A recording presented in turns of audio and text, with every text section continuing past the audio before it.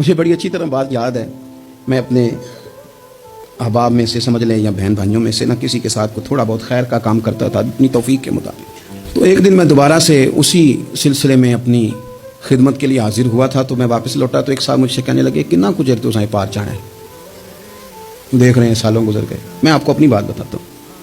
تو واقعی میرا ذہن الجھنے لگ گیا. واپس آنے تک میں نے کہا یار یہ کب تک، یعنی کہ تو ہر روز کوئی نہ کوئی بات سنا دیتے ہیں کہ فلانی بھی مجبوری ہے، فلانی بھی، کب تک یہ کرنا ہے.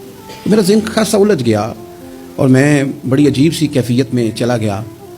میں اسی پریشانی کے عالم میں تھا کہ میں نے طبقات امام شورانی کھولا. ویسے ہی بائی دا وے تو سامنے ایک بزرگ کا قول آ گیا.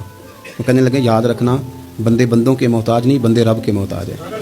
اور اگر کوئی بندہ کسی کا بھلا کرتا ہے نا تو بس اللہ نے اس کی ڈیوٹی لگائی ہے، باقی دے اللہ ہی راہ ہے.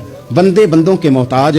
اگر کوئی بندہ کسی کو کچھ دیتا بھی ہے تو وہ اللہ کی دی ہوئی ڈیوٹی سر انجام دیتا ہے. بندے او ہو میرا تو رو رو کے برا حال ہو گیا. اور میں نے کہا تو کیا سوچنے لگ گیا تھا؟ تو کچھ ہے، میں مسکین پرانا خادم کسے در ملی نہ ٹوئی، اتباس یار نے نظر جو کیتی اتباس واسفی ہوئی.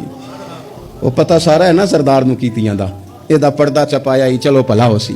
الجھے نہیں، لوگ الجھا دیں گے آپ کو. چھوٹی سی بات کریں گے آپ الجھ گے، آپ کہیں گے اوہ میری وجہ سے چل رہا. تیری وجہ سے کچھ بھی نہیں چل رہا، کچھ بھی نہیں تیری وجہ سے چل رہا. بڑے بڑے تھے جو قبروں میں لیٹ گئے، ہوئے نامور بے نشاں کیسے کیسے، اور زمین کھا گئی نوجوان کیسے کیسے. کہاں میرے بھائی کسی کی وجہ سے نہیں، یہ نظام میرے رب کا ہے اور میرے مالک کی قدرت سے چل رہا ہے. یہ نبی کریم علیہ السلام کی نگاہ کرم سے چل رہا ہے. اس لیے الجھے نہیں. آپ کو لوگ الجھائیں گے، کہیں گے کب تک جی آپ تو فلانا تو بس ایسے ہوگا. نہ الجھے نہیں، کبھی نہیں الجھے. سنیں، ہمارے ارد گرد کے حلقہ یا احباب کا ٹھیک ہونا اتنا ضروری ہے، اتنا ضروری ہے کہ داتا گنج بخش علی اجویری رحمۃ اللہ علیہ فرماتے ہیں کہ مکہ معظمہ میں ایک شخص طواف کعبہ کر رہا تھا. بڑے سارے لوگ کہہ دیتے ہیں دعا میں یاد رکھنا، دعا میں یاد رکھنا. تو وہاں نا اپنی طلب اتنی زیادہ ہوتی ہے کہ وہ بندہ مطلب خزانے کے سامنے کھڑا ہے تو وہ کہتا ہے یہ بھی اپنے لیے لے لوں، یہ بھی اپنے لیے لے لوں، یہ بھی اپنے لیے لے لوں. ہوتے ہیں کچھ لوگ جن کو مطلب جو نظروں سے ہٹتے نہیں تو بندہ ان کے لیے دعا کرتا ہی رہتا ہے، لیکن زیادہ نہیں. میں آپ کو صحیح کہہ رہا ہوں، کم لوگ ہوتے ہیں. آج ہم جاتے ہیں بڑا مشکل سے سفر کر کے حرم شریف میں، لیکن بڑی آسانیاں، جہاز کا سفر ہے، بہت ساری آسانیاں. تو ایک بندہ 6 ماہ سال پیدل اس نے سفر کیا اور حرم شریف پہنچا. وہاں اس نے دعائیں مانگنی. اب اسے کوئی اور یاد آتا ہے؟ وہ تو بھائی خرچ ہو گیا، اس کا تو وجود تھکن سے چور ہو گیا.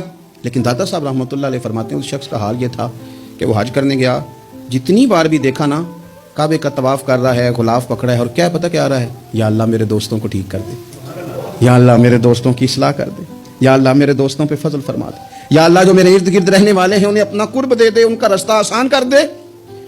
وہ کہتے ایک درویش سے نہ ہی رہا گیا. اس نے کہا خدا کے بندے کچھ اپنے لیے بھی مانگ، جتنی دفعہ تجھے دیکھا ہے تو کہتا ہے یا اللہ میرے دوست ٹھیک کر دے، میرے دوست ٹھیک کر دے. وہ کہنے لگا تمہیں پتہ ہی نہیں، یہ بھی میں اپنے لیے ہی مانگ رہا ہوں. اس نے کہا اپنے لیے کس طرح مانگ رہا ہے؟ کہنے لگا وہ ٹھیک رہیں گے نا تو پھر میں بھی ٹھیک ہی رہوں گا. جب چاروں جانب سے مشورہ ہی خیر کا ملے گا تو میں کیسے بگڑوں گا؟ جب وہ سارے مجھے اچھی رائے دیں گے اور اچھی طرف ہی قائل کریں گے تو کیسے کام خراب ہوگا؟ تو میں بالواسطہ اپنے لیے ہی اللہ سے سوال کر رہا ہوں کہ یا اللہ انہیں سوار دے تاکہ میرا بھی فائدہ ہو جائے.